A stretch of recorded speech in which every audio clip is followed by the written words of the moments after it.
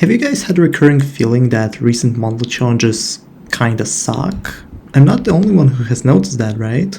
For the last couple months, I've had that feeling that they're becoming more boring or lazily made, and this month basically became the catalyst. The reason why I'm making this video. This is the first time on my memory when I open the challenges menu and just don't bother completing any of them. The reasons are different. They feel too boring to complete, they feel too annoying to complete, or not worth its ticket price. Maybe the problem is with me and the challenges have always been like that ever since 2021. What even makes a good monthly challenge? Well, that is the topic I would love to bring up because, in my opinion, monthly challenges is one of the most important features this game has to offer in terms of growing and popularizing the game. And I would want it to be handled with due respect and maybe even expanded beyond just that. I'll talk about it in the second half of this video. Just a quick side note, monthly towers will not be covered in this video and instead will be treated equally to other monthly challenges. They are a bigger problem that warrants its own video. Let me know if you would want it. Let's take a look at this challenge. What is bad about it? It's pretty obvious to notice that these three towers don't have any correlation between them, also the fact that CMM is twice as short than the other choices doesn't make this challenge any better. It in fact makes it worse. This challenge is not interesting, and even if there had to be a filler challenge like this one, a different tower picks could be chosen instead that would make the player think for a little longer, or for different players to choose different towers to fulfill their own needs and wishes. It could be a generic choice between shorter but harder and longer but easier, could be a choice between punishing but short and not punishing but a tiny bit longer, something that would not be that easy of a decision. Generally, if you make a challenge that is supposed to have a couple different options, make them not random. Towers from the trilogy, towers by the same creator, towers in the lobby section, bonus points of the choice between them are not as obvious. Now, what's wrong with this challenge? I must say outright, I see nothing wrong with long monthly challenges. For example, the Tower Rush one may sound tedious, but it's pretty unique compared to others and provides an actually interesting challenge with different options, so I'm all for it. The challenge we'll be talking about is a speedrun. Speedrun of a long pushbox based tower with the timer still managing to be sorta tight if you get stuck even slightly on the pushbox sections. Does this sound fun to you? Doubt it. In my philosophy, speedrun challenges should be on fairly short towers that have shortcuts to spice up the run, and to think of more interesting ways to complete the challenge. As far as I'm aware, TUKP doesn't have any skips, and the challenge is just beat it normally but don't fall and don't fuck up one of the 37 pushbox sections. About pushboxes, they're also a problem because you would expect for a speedrun tower not to break your flow and use gameplay types mostly based on consistency. This challenge is quite frankly not the one I would want to rebeat. What about this challenge? Well, it's meant to be simple. What could possibly be wrong with it? And yeah, the first challenge is always meant to be simple. They've done this quite a few times, and even a couple years ago it was a thing. Find a hidden pentagon to the right of the beginner portals in Zone 3. By the way, it's still there. But have you looked at the alternatives? Even the basic find something and bring it to someone is way better than just find something, because it would feel like a quest line. It would feel actually interesting than just looking around the lobby, touching the thing and yeah, that's the whole challenge, what's next? But in reality, it also doesn't necessarily need to be just multiple step find something tasks. Monthlies have the word challenges for a reason. What if you throw in some parkour or even some puzzles? Out of past monthly challenges I can remember the Ring 1 crossword challenge, Zone 1 moving circle challenge, NPC quest in various areas, even the fucking key memory challenge from weeklies mocks the newer monthlies because they're creative in their tasks and objectives. How cool would it be if the recent firework challenge required you to collect fireworks around the map instead of pressing a single button for tickets? How cool would the current monthly be if it was not so obvious? Last month there was another challenge like that, and I feel like it really tried to be a multitask one, but you just press 3 different buttons in the same place and you get the tickets? That even sounds boring. What's the challenge in that? As a last example, let's look at the batch as a whole. Some challenges are good, but most have the same concept. Beat a tower somewhere. Sometimes without somewhere. Just rebeating towers as a monthly challenge is not as fun as you may think. There has to be a certain premise. You know, the buttons at the start of floor 1 that modify the tower in a way, or give you an item to beat the tower with, for example. The old monthly challenges had a fair mix of both, and that's how it's supposed to be. I'm not suggesting to entirely remove the challenges where you have to normally be the tower. In fact, I already suggested how to do it right. But when the only modified tower challenges this month are EToH with checkpoints and EToH with checkpoints, and the rest is be the tower, you might start noticing the difference. Oh, and January had some fairly solid monthlies, but there are two that pissed me off a lot. Exactly of this modifying the tower kind. Beat Top Hat with the New Year's attire and beat the New Year's edition of Toza. To me, these two challenges are the equivalent of Beat the Tower challenges that try to make you feel like you're doing something different, but the way of beating the towers is exactly the same. Cool, you got a hat, it does nothing. Cool, the tower is red and blue now, that also does nothing. This is so lame. You could at least somewhat change the Toza gameplay or give some sort of player effects to the hat, because at least it wouldn't feel as lazy and also would be a different experience to play. Okay, so let's recap. How do you make a good monthly challenge? If the challenge involves beating a tower, make sure there's a more interesting reason to beat it. Could be an additional secret route, could be changed gameplay, could be an effect on the way you play your character, or many more ways that differentiate the experience from just rebeating a tower. Don't want to make any of these? Speedrunning a tower is also a good way to spice up your completion. Make sure you choose more simple and shorter towers that mostly rely on player consistency. Preferably with gameplay shortcuts to give players many alternate routes and possible optimizations. It can be a very interesting experience in my opinion, but if you still want to make some of your challenges revolve around just beating a tower, that's totally fine too. Just make sure there are multiple choices to consider that are bonded together with a single team, or any similarities such as same creator or lobby category. Make sure the choice is not as obvious for different players with different priorities to choose different towers, as it does make the challenge a little more interesting. If the challenge involves lobby activities, make sure to also make them interesting by adding multiple steps in the feel of completing a questline that is achievable with interesting puzzles and hobbies throughout the challenge. And lastly, remember, monthly challenges should still be challenges. Making them unique and, well, challenging makes them way more interesting and fun to play through. Just remember not to go overboard and don't make them too tedious. Seriously. What the fuck?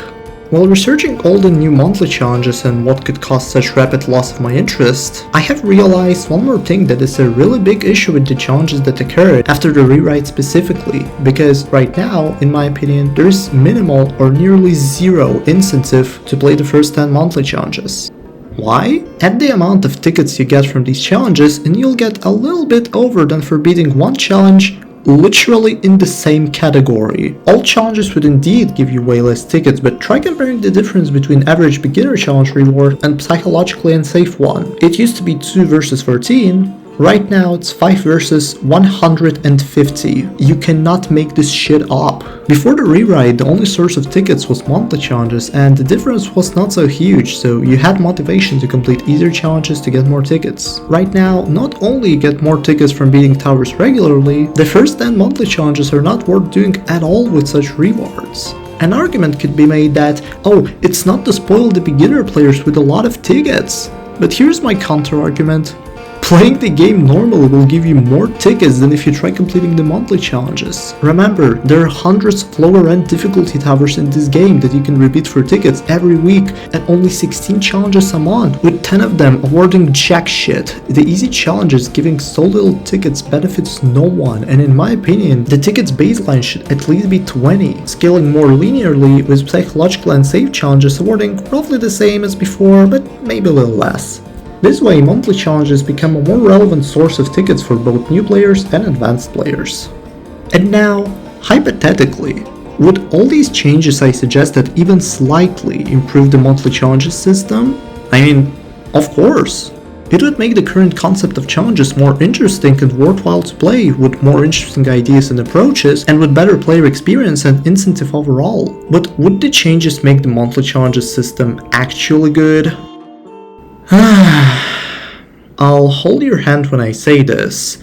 16 challenges a month is practically nothing. This is where I want to start discussing EToH endgame content. Remember I mentioned at the beginning that monthly challenges are one of the most important EToH features in terms of popularizing the game? It's important for Roblox algorithms for the game to have content that players return for. In EToH, most players return for, well, towers, but towers have a tendency to end, and for most engaged players it may happen sooner than 400 towers in. Some players don't want to push their own skill ceiling and be it, for example, remorseless skill, and you cannot blame them for that. Or players that have beaten nearly all towers would stop playing EToH and move on to something else, for example, the Eternal Abyss. EToH developers don't want to expand too much upon soul-crushing content in their game due to their game vision, and that's okay, but then there has to be a different way to keep the players return other than, obviously, new area releases. And that's when monthly challenges come in handy. Quite a few people join the game every month to check out the new challenges and play them quite for a while. The problem is, 2 days pass and you're done with monthly challenges, so all you have to do is wait for the next month if you don't have anything left inside the main content. In my opinion, side content of any game is nearly as important as the main content. Especially for the game growth and for the most perfect results, you have to make sure that the side content is always available and entertaining, so if you don't have anything interesting to beat in the main game, you still have a reason to check out this game every so often. There were 2 failed attempts in the EToH era to improve the side content, which failed due to pretty bad execution and due to what I call great EToH demotivation, so 2024. I'm talking about weekly challenges and modifiers. These features are remembered in a more negative context due to their execution. Weekly challenges quickly turned into repeats only, and modifiers were never expanded upon due to the feature literally releasing 10 days before the mass resignation. On topic of modifiers, they had a point system. There could be points leaderboard for every tower and possible rewards for reaching certain points milestones. Even multiplying ticket rewards can work, honestly. Or how about a leaderboard of total points across all towers? How about making another one that's weekly and gives tickets rewards or cosmetics for first 50 places? Dude, I have so many ideas. You know what else could really work with modifiers? Weekly challenges. It was the initial concept played by Burp for weekly repeats to be replaced with modifier automatic challenges, and that would honestly be pretty cool. But with one twist. That doesn't need to replace the monthly challenges. They can coexist together, and the weekly challenges could instead be automatic daily challenges. Beat a tower with a certain modifier, get twice as much tickets. Doesn't sound too motivating in the long run. Add win streaks that boost the multiplier. Add cosmetic milestones for beating daily challenges. Doesn't matter if in a row or without. Make the system rig the daily choices towards harder towers based on your personal hardest, and here you go. A half-assed concept of a side content feature that would interest both newer players to get some sweet ticket rewards and for returning advanced players to replay old towers in a new way for a reward.